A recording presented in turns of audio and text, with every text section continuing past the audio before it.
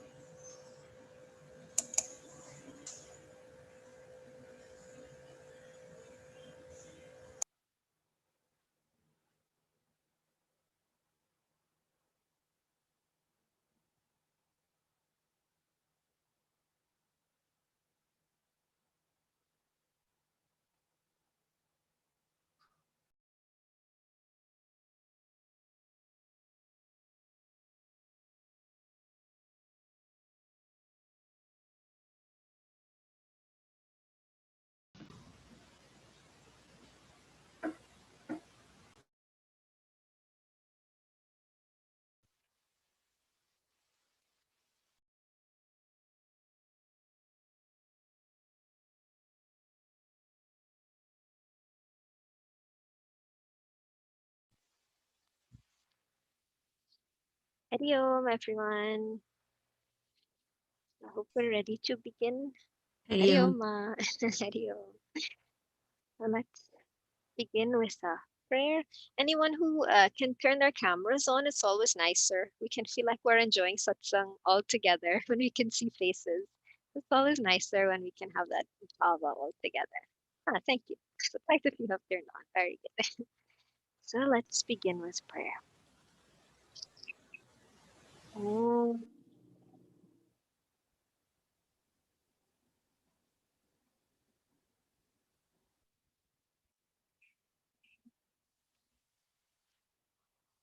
Om.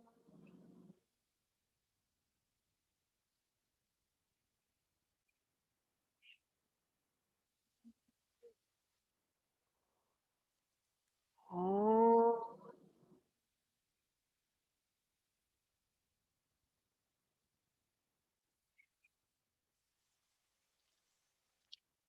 यन्माया वशवर्ति विश्वमखिलम् ब्रह्मादिदेवासुरा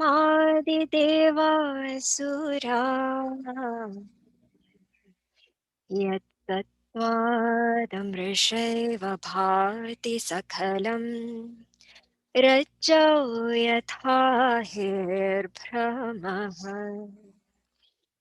यत्पादप्लवमेकमेव हि भवाम्बोधे स्थितिर्षावधाम्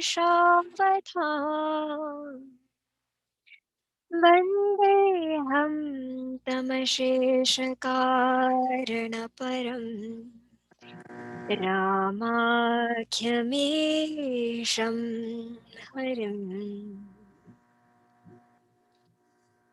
किष्किन्धाकाण्ड मङ्गलाचरण कुन्देन्दीवरसुन्दरौ अतिबलौ विज्ञानधामौ उभौ शोभाढ्यौ वरधन्विनौ श्रुतिनुतौ गोविप्रवृन्दप्रियौ मायामानुषरूपिणौ रघुवरौ सद्धर्मवर्मौ जितहितौ सीतान्वेषणतत्परौ पतिगतौ भक्तिप्रदौ तौ हि नः ब्रह्माम्बोधिसमुद्भवं कलिमल प्रध्वंसनं चाव्ययम् श्रीमच्छम्भुमुखेन्दुसुन्दरवरे संशोभितं सर्वदा संसारामयभेषजं सुखकरं श्रीजानकी जीवनम् धन्यास्ते कृतिनः पिबन्ति सततं श्रीरामनामामृतम्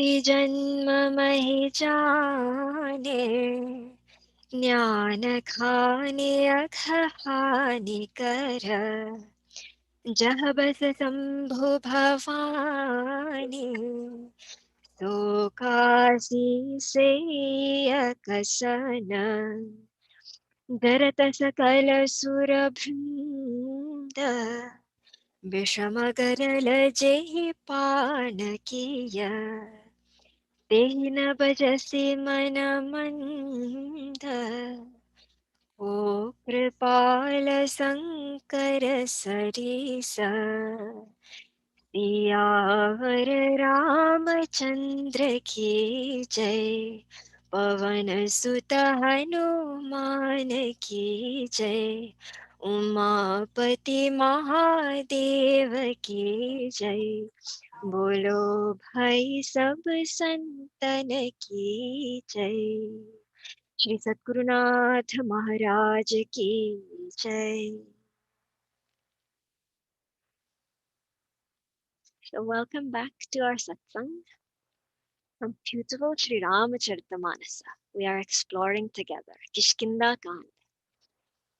So far we've seen a nice bhakti-filled portion where devotee meets the divine, where Hanumanji for the first time lays his blessed eyes on Bhagwan Sri Rama.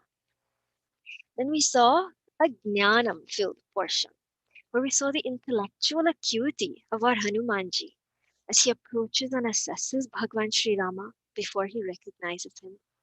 Then in how he creates that alliance with Bhagwan and Sugriva. Furthermore, his intellectual prowess in dealing with Sugriva also in the last episode, in trying to raise him out of his delusion into action to help Bhagwan Sri Rama on his journey. So now today we're going to enter into a very riveting portion. So what has happened now? We've reached a point where Sugriva is there, having not fulfilled his promise yet to Bhagwan. He told Bhagwan, "You've helped me win the kingdom. I will send all my troops to find Sitama." Monsoon season is over. Bhagwan Sri Rama is waiting. Bhagwan realizes Sugriva has forgotten me. Sugriva is lost in all this bhoga, enjoying his new kingdom after all that forest life. Sugriva has forgotten me now. But the all compassionate Lord, you know what will he do? He will not scold. Lakshmana, however, is not the all compassionate. We all know this. That fiery spirit of Lakshmana is one that has brought us so much joy. In so many different points of Sri Ramacharitamanasa, we've been exposed to that spirit of Lakshmana and how he acts and reacts in situations. And it's brought so much joy to see. Lakshmana is like a child before Bhagwan Sri Rama. You know, Lakshmana we've seen in different places, you can tell Lakshmana anything about himself. And he will not be bothered at all. He will make a joke, he will continue. But do not insult his Rama. The minute you make a statement against Bhagwan, Lakshmana will, all of his fury acts up. Like a child with his mother, you know. He'll play with his friends. If his friends pushes him, it's okay. But you don't say anything against my mummy or else. So you see this spirit in Lakshmana also when he interacts with Bhagwan Sri Rama. So this little mistake of Sugriva, where he has forgotten about his promise to Bhagwan Sri Rama, Lakshmana does not take this very lightly. And so we're at the point now where Hanumanji is speaking to Sugriva, telling him, "Listen, it's time. We have to go. We have to get the troops going." And Sugriva has finally raised himself out of that tamas and said, "Okay, let's go. We're ready." But this awakening of Sugriva occurs just in the nick of time because at that very moment, enter Lakshmana. In that palace itself, Lakshmana booms in.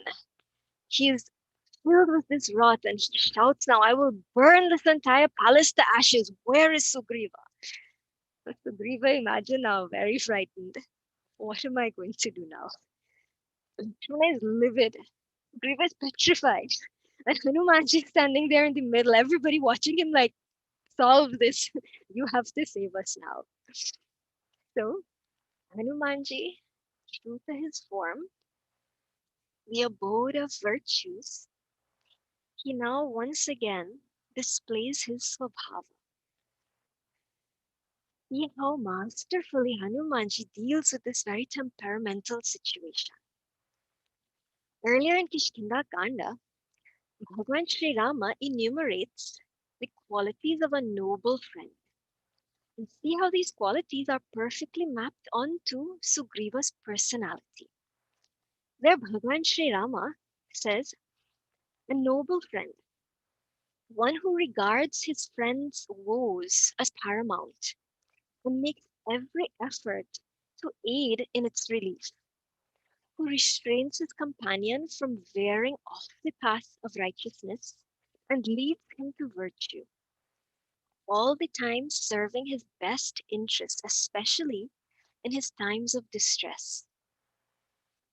This Hanumanji had done for Sugriva already, even from the time when he was ostracized from kingdom by Bali. Now, once again, we will see how Hanumanji takes up this role of being a noble friend, and in this scenario now, how he masterfully presides over the situation and helps Sugriva to once again make amends for his situation. So at this point now, Sugriva is there. He tells Hanumanji, "You please go. I don't know." Sugriva is smart. He knows he is not Lakshmana's favorite person right now. If he shows up in front of Lakshmana, he's going to get it. So he says it's not wise. As much as I don't want to go, it's also not wise for me to go. So he sends Hanumanji. He says, "You take Tara and you go. You take my wife and you go with her." Lakshmana is one who respects Devi Ma so much. If he sees my wife there, at least with a female presence, he may calm down and say, "Okay, let me be a little bit more respectful, not too violent." So Hanumanji says, "Very well, Sugriva, let me help." So he takes Tara Mata and they both go out to meet Lakshmi. Now, Bhayankar situation is there, very fearful now because he has to meet Lakshmana in all his fury. So for this fearful task, what technique does Hanumanji employ in his astute attempt? He employs the only infallible technique, which is Ramanama. Hanumanji enters that hall where Lakshmana is waiting, and as he enters, he begins to sing the praises of Bhagwan Sri Rama. He chants the glory of Rama. He recounts the mahimas of his Ishta Devata, going on and on as he enters. And what happens? Lakshmana just cools right down. See, we all know there is nothing that can incite Lakshmana as an insult to his Rama. But there is also nothing that can pacify Lakshmana as love for his Rama. Hanumanji knew that same love in his heart. And so, in that way, he could connect with Lakshmana. He knew exactly what he needed to do to pacify the situation. Mahatmas, Siddha Purushas, they can think in line with the other. This is many of us, our main flaw in life, that we think in line with our own thoughts.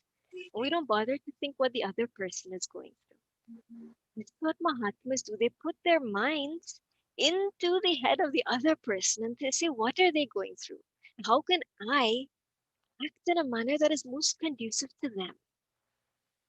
This is our first lesson. This is how we master life.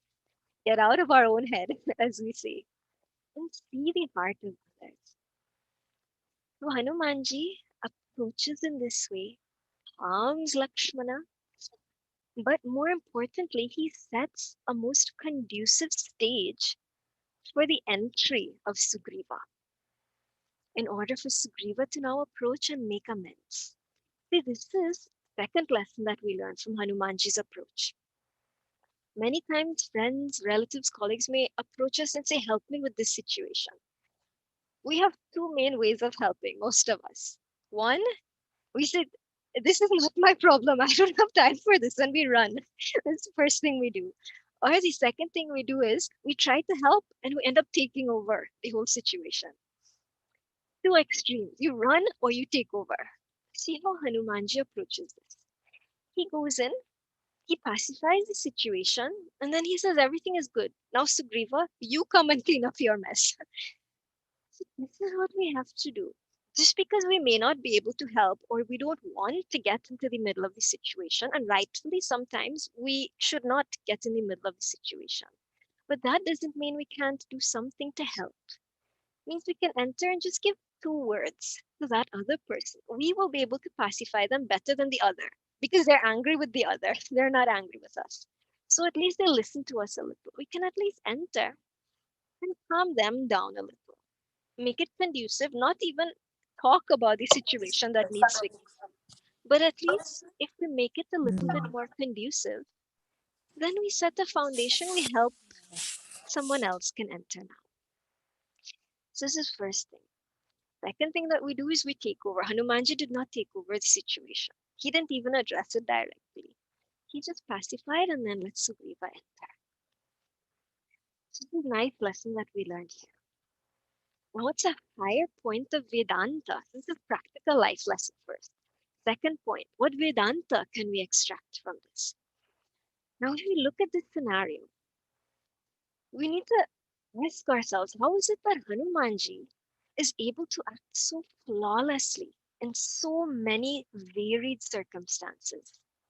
We saw it before when he first approached Bhagwan Sri Rama, not knowing how to deal with these two Kshatriyas in the garb of Brahmanas, thinking they may be spies from Vali coming. But yet, look how absolutely perfectly he dealt with that situation. Again, how he dealt with Sugriva in scolding him, but yet having him listen to him after to do what he said. So many different types of situations. How does Hanumanji master all of them? Well, some of us are good at certain things, but not so good at others. What's Hanumanji's secret? A higher vision. For those who studied Vedanta, like many of us have, we understand already that this creation, what have we learned? It is actually nothing more than samashti karma phalas, means the totality of everyone's results of their actions coming together. That is what creates circumstances in life. That's what puts different people into our life. That's what creates the situation. This entire world is unfolding in a manner which is just bringing all of our karma phalas, all of the results of our actions back to us. That's the name of this game. That's how transmigration continues on. And so when we can raise our mind to a higher vision, we don't see individual circumstances. We see samashti karma phala playing out.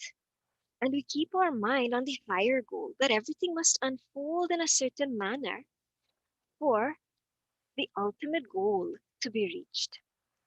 Meaning that Hanumanji was aware that for Bhagwan's Leela to be enacted, for them to go off, find Sita Ma, for the war to ensue, for the entire Asura race to be destroyed so that peace could be returned to this loka. For that loka sangraha to come eventually, we must continue to act in a manner that will facilitate the unfoldment of samashti karma phala. Play whatever role is required to allow this process to happen.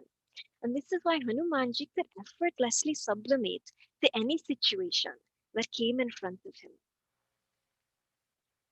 When he kept his mind on loka sangraha, then any role he could take up easily and drop as needed. In other words, what he understood is the true spirit of karma yoga. That karma yoga is not a vishesha karma. It is the vishesha buddhi with which one performs that karma. In other words, it's not about the act. It's about the knowledge and the mindset behind the act. This is where we all need to pull ourselves back. We all get caught up in the middle of the act. But where's the mindset that's supposed to guide that act? That's the mindset that has foresight, that can see the end while at the beginning of the situation, and therefore can act in a manner conducive to successfully achieving that end from the beginning itself. A striving sadhaka's mindset is where our success is measured. And we will soon come to realize that the key lies not in changing the external view around us, but in changing the internal vision. Outwardly, we can continue to be daughter, son, friend, parent, spouse, co-worker, whatever role we need to fulfill in life. But by working on our mindset, we evolve into the best possible version of that same identity. Which is how Hanumanji could take on any identity, any role with such masterful ease. So, how do we summarize this point? What is the mahima of Hanumanji here? What is the sadhana that we can learn from his lakshana, from his qualities? Siddhasya lakshanani, sadhakasya sadhanani. This is our pratignya statement for all of these satsangs. What lakshana can we look at here to learn our sadhana? And it is that the secret of all the roles which we take up in life is in the mental attitude behind the interaction. There's my favorite quote from my first guru, and he would always say this to us. He would say, don't change the view, change the vision. And this has stayed with me throughout life. Every time a situation doesn't work out, don't try to change the view. We always try to change people, change the circumstance, get more things, lose more things. And none of this is going to work. Inner fulfillment trumps outer procurement. And this Hanumanji understood pristinely. This is what we learn from him in this first prasanga. Now, the story proceeds further. So, the situation has been pacified. Lakshmana has been informed. The troops have already been sent out. Actually, we're now starting. We're on our journey. They're going out and they're going to gather intel to discover where exactly Sitama is, or at least in what direction we should aim our journey forward. So, information has begun to come back now, and it suggests that the direction which they need to go, all of the indicators suggest Sitama was taken southward. In some direction southwest was the tip of India.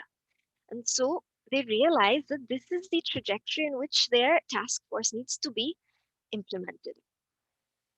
Now, the minute that this knowledge, the direction, came to Bhagwan Sri Ram and Sugriva, they both realized that the most resilient team would need to be sent in that direction.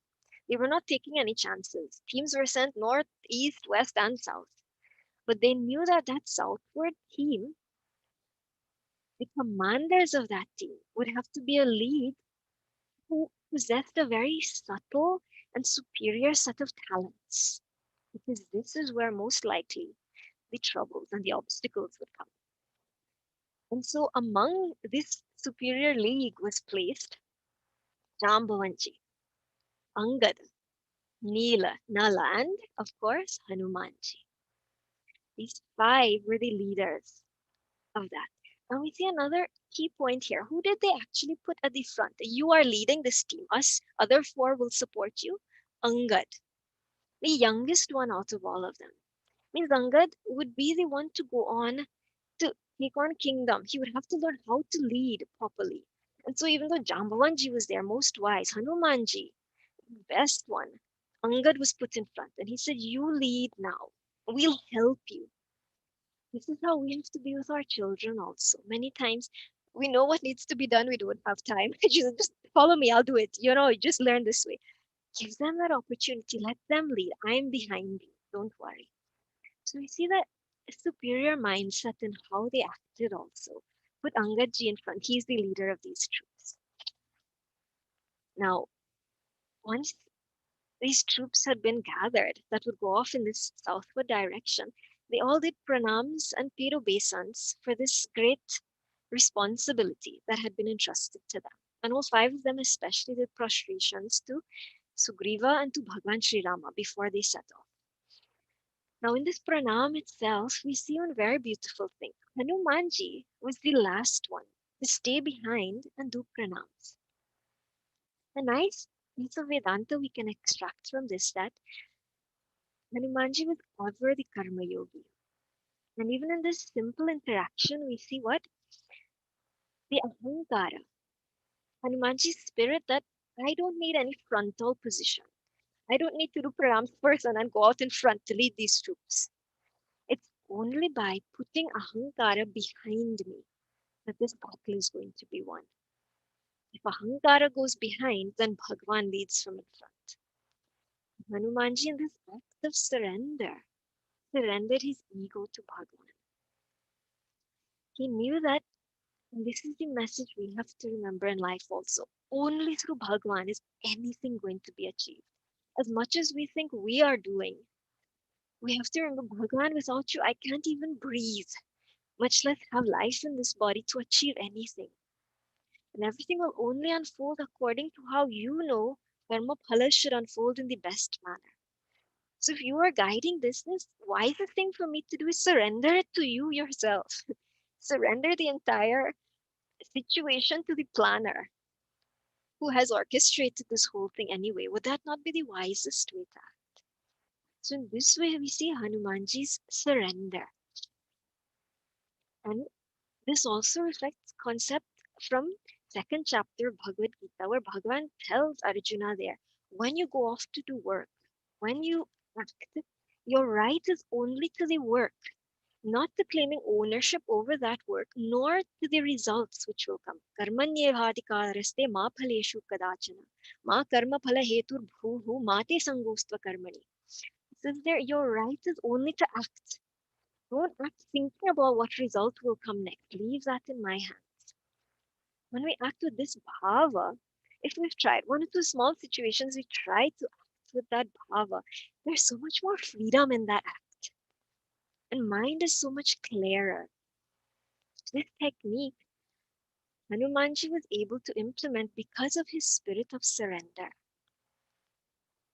Bhagavan Sri Rama saw this spirit in Hanumanji, and so he called him. And he entrusted one task to Hanumanji now. He said, Hanumanji, this is my mudrika. This is my ring. It's unparalleled in this universe. No one can duplicate a ring like this. When Sitama sees this ring, she will know you are my envoy. Remember, this is first meeting of Bhagwan Sri Ram and Hanumanji now with these episodes. Sitama was already taken. She had never seen Hanumanji. So Hanumanji would have appeared in Ashokvatika in Lanka. Sitama already scared, surrounded by demons, and now this monkey appears before her saying, I am Bhagwan's envoy. And she says, I have known Bhagwan up until only a few weeks, few months ago. I've never seen you. Why would he trust you? So obviously she's going to think this is some demon playing some trick. So Bhagwan knew he had to send proof that would be irrevocable for her. So he takes this ring and he entrusts it to Hanumanji. Bhagwan will only entrust his task to those that he knows are capable of achieving it. And so he chooses Hanumanji in this situation. Jambavanji the wise. Jambavanji was so old, ancient. But he didn't choose Jambavanji. He saw this the actual spirit of surrender, complete surrender in Hanumanji. And he said, this is what will achieve that task because I can act through you now. We want success in life, we have to drop that ego. We have to surrender. Let Bhagwan act through us. In this situation now, Hanumanji, having been given his first direct task from Bhagavan himself, he feels so blessed. He says, Hanumata Janma Suphala Karimana. He says, my Janma is now Suphala. It has now reached the culmination. It has now borne fruit. That the entire purpose of my birth is now fulfilled. My Bhagavan has given me a direct task. I have to achieve this well for my Bhagavan. And see how he does it. See, we are blessed, all of us, that we can be led by example. We can see this example of Hanumanji directly and realize that the true purpose of life, the true purpose of human birth, is only fulfilled in the execution of the Lord's work. Doesn't mean we need to leave life behind and only read scripture entire life. Every single task within our Varna Ashrama Dharma is the task that Bhagavan has chosen to send to us for that moment. And we execute this with the bhava that Hanumanji has. Bhagwan just said, take this ring to Sita Ma. And nothing great. He didn't tell Hanumanji, fight the war, destroy Lanka, nothing. Just take a ring and show Sita Ma. All of our little tasks all throughout life, we find that bhava that this is Bhagwan's work only. Then our heart will surrender to that. Then we do it perfectly. And we see Hanumanji every time, all throughout Sri Ramacharitamanasa, how Goswami Tulsidas ji expresses, he says, with Sri Raghunatha enshrined in his heart, he proceeded. Every time, with Bhagwan enshrined in his heart, Hanumanji goes. When we drop that self-centered ego and surrender to Bhagwan, this is when the goal remains paramount in our mind. See, only when mind veers off of Bhagwan, off of the path, only then do the outlying obstacles come into view. And this we'll see later on in Lanka Kand, where there's one episode where Hanumanji's vision veers just slightly, and you'll see how obstacles will come in his path. So these together are showing us once we keep our eye on the goal, the journey will unfold so beautifully. We have to keep that ahankara in check. We have to be ever vigilant because that ahankara is just waiting to rise up again, that ego. There's one shloka in Vivekachudamani where Bhagavan Shankaracharya ji talks about that samula krito api vyulekhitasya, that even though from its root, from its mula, that ahankara seems to have been cut, all of a sudden it can rise up again if only for a moment we do Vishaya Anuchintayam. We spend time doing chintanam of objects and circumstances of this world instead of keeping our mind on Bhagwan while executing those tasks. And there it's warned why we need to keep our mind on Paramatma. In Sanata Sujatiya, Sanat Kumara also speaks about this, that when mind veers off the path, when mind goes into the point of negligence on the spiritual path. And there in Sanata Sujatiya, it said, Pramadam vai mrityum aham bhavimi, sada apramadam amritatvam bhavimi. Sanat Kumara says, Pramada, negligence on the path of spirituality is tantamount to death. It's mrityu itself. And only by keeping our mind on the goal, vigilance, we can attain that absolute, that amritatvam, that immortality. The warning comes here.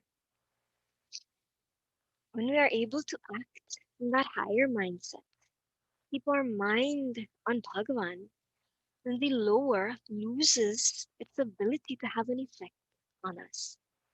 And this is how Hanumanji could have effortlessly overcome. All of these circumstances could no longer have an influence over him, and he could keep his mind on the goal. He was Satya Visandhanaha, as is spoken of in 6th chapter of Chandogya Upanishad, one who could hold on to the truth and not let it go. Because of this, that ability, that's what makes us able to triumph over this erroneous reality that we give to the world around us and negate this mithya creation and keep our eyes on the goal. When we can do this, then that mind will stop tricking us into chasing ephemeral pursuits of happiness and begging sukham from these impermanent sources. Bhagavan Sri Rama knew that Hanumanji had this ability, and that's why he was the one that was entrusted with that mudrika. So the question is, do we have that strength in ourselves? And are we ready to accept Bhagavan's mudrika also? This is how we do it. Become Satya Bisandhana. Hold on to truth no matter what, by keeping our mind in the higher. Hanumanji's personify that beautiful quip of Gurudev where he says, one simple way that we can all try to do this. Gurudev said, do your best and leave the rest. That's all it really takes. How do we do our best? We acknowledge we have an ahankara, an ego that we are all attached to. You push that mithya ahankara up to the heights of its achievement. Let it do the best that it can do. And at that point, drop, surrender. Utilize it as best as we can, but know when to just drop it. Surrender the act, the result, and the doer itself to the higher. once we know from the onset of the act itself that it's Bhagavan that's going to act through us, then we can have that spirit of remaining detached from the action, from the result. And then samatvam yoga uchyate, then our mind can remain in that state of peace while we're acting. This is when, as we begin to practice this little by little, we can become more and more like that Hanumanji, who, in his actions itself, could reflect that state of actionlessness that's spoken of in Bhagavad Gita.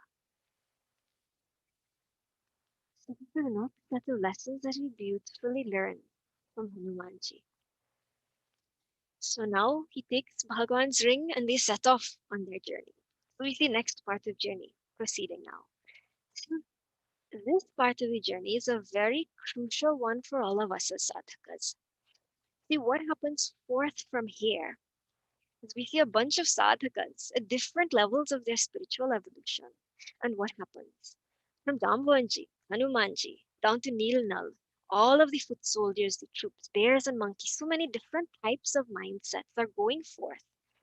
And in this journey, we see the journey of a sadhaka being reflected.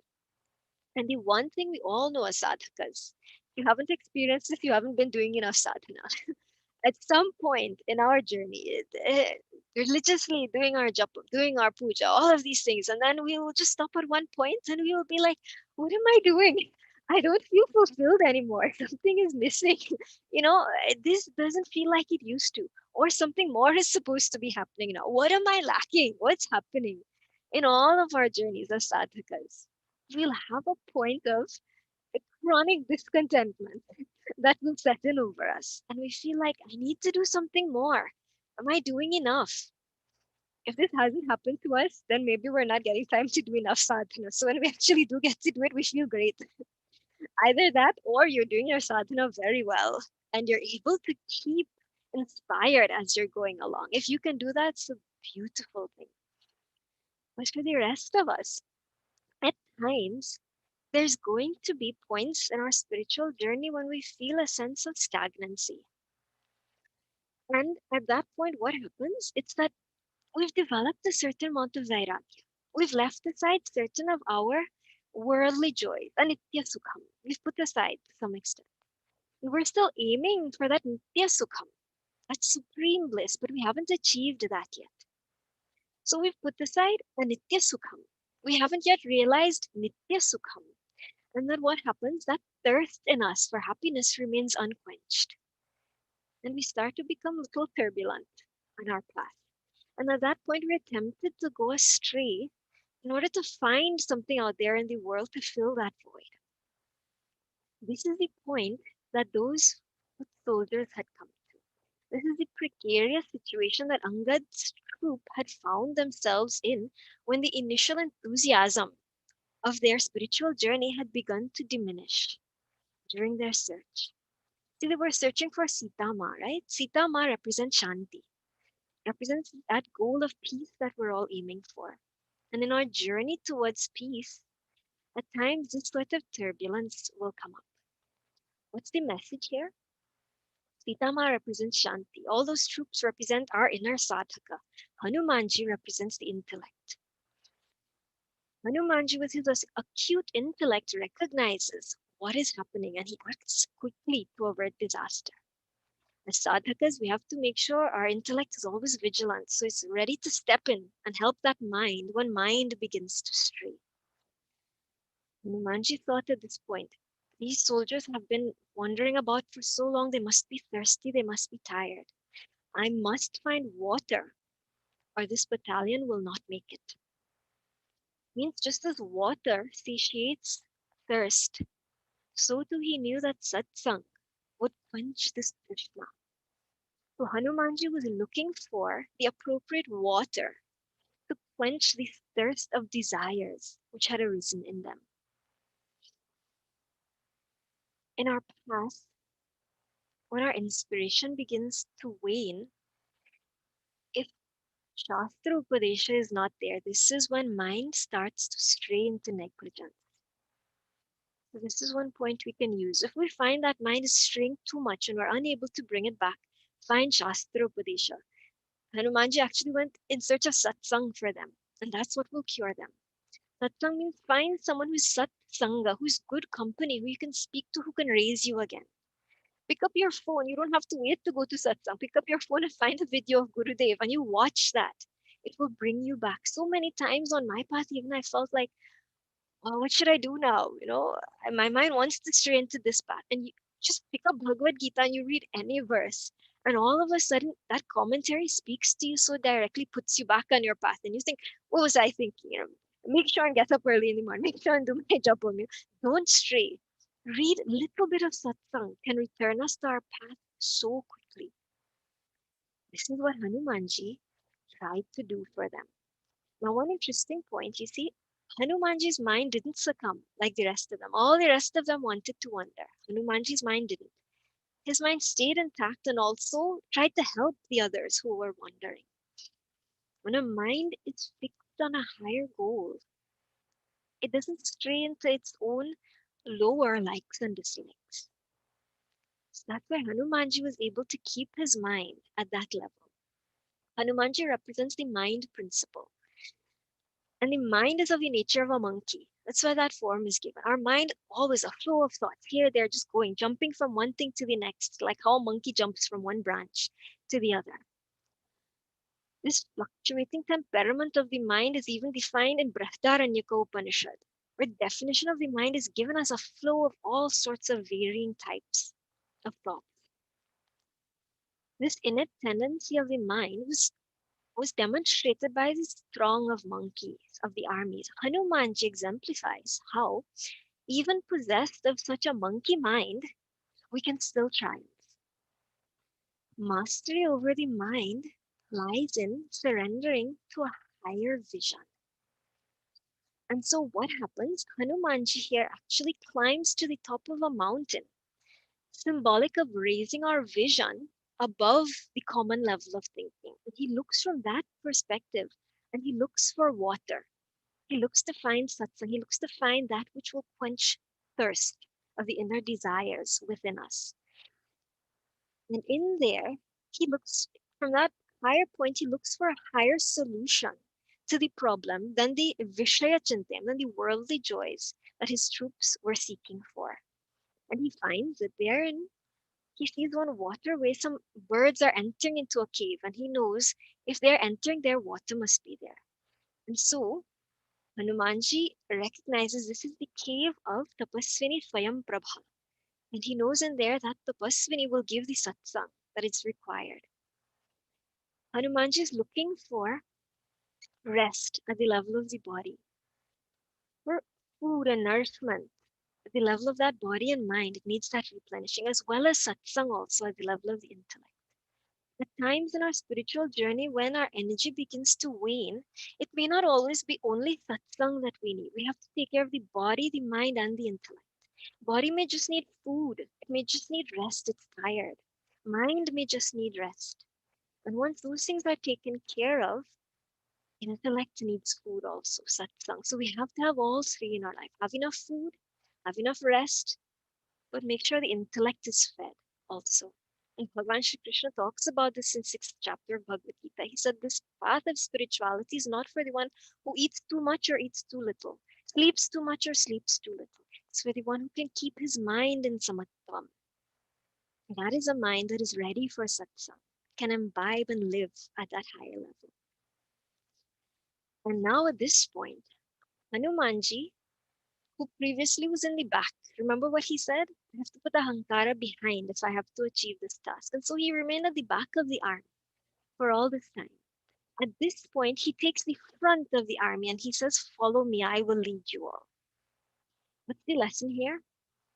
Hanumanji had Ashtasiddhi Navanidhi Kedata. He had those 8 siddhis and 9 nidhis bestowed on him. Anima, Mahima, Lagima, Garima, all of these. What did they represent?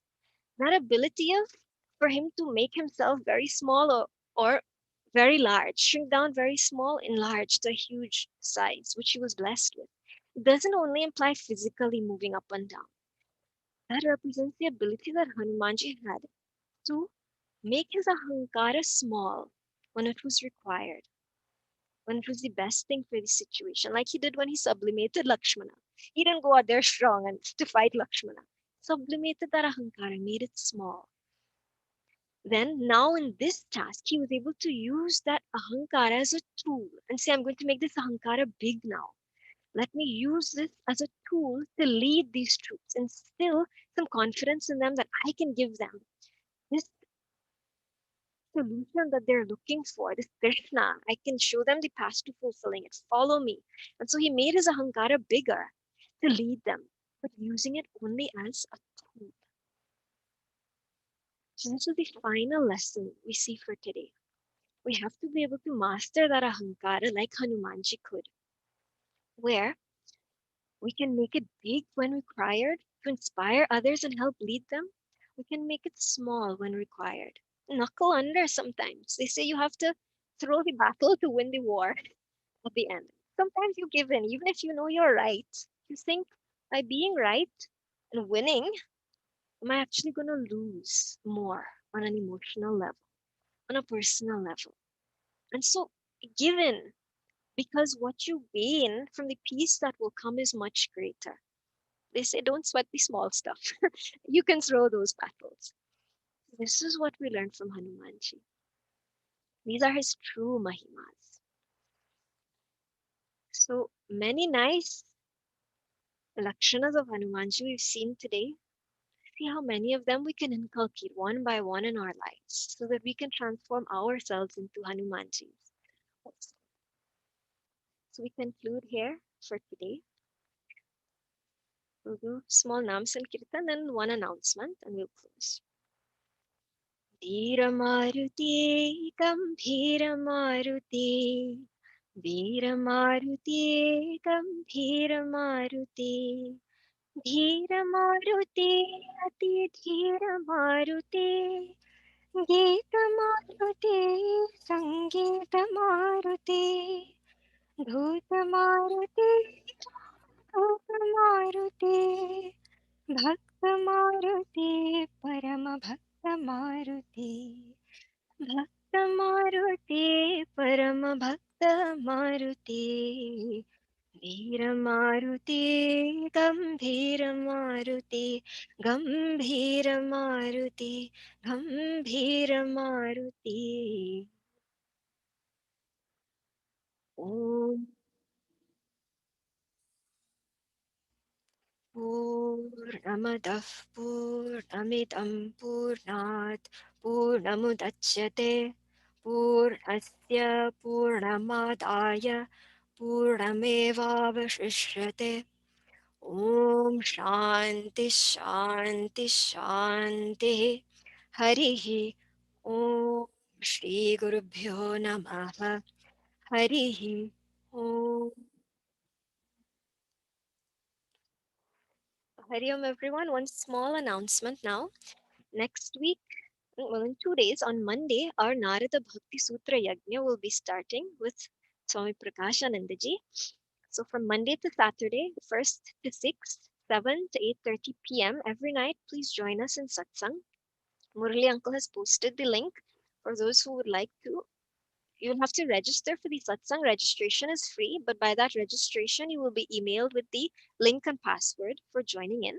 And you'll also receive a nice prasad pustika at the end of the Satsang with the essence of all of the shlokas which Swamiji had covered. So please do join us for Satsang from Monday itself across to Saturday will be the concluding session. This doesn't affect our Satsang, however, from 11 to 11:45 because this is earlier in the day Saturday. So we'll see you all next week again for Hanumanji Satsang Ramayana at lunch and the Narada Bhakti Sutra for dinner. So you'll be full as Hanumanji. That Krishna Hanumanji went to satisfy for those troops. You all will be absolutely full on next week Saturday. So please join us from Monday onwards. Hari Om, everyone. Hari Om. Thank you for class. Hari Om. Om. Hari Om. Hari Om, Ma. Hari Om, Jyoti ji. Thank you. Hari Om, Anil Uncle. Hari Om Jyoti ji. Hari Om, Krishna Murti ji. Hari Om Jyoti ji. Hari Om, Mama. Hari Om Jyoti ji.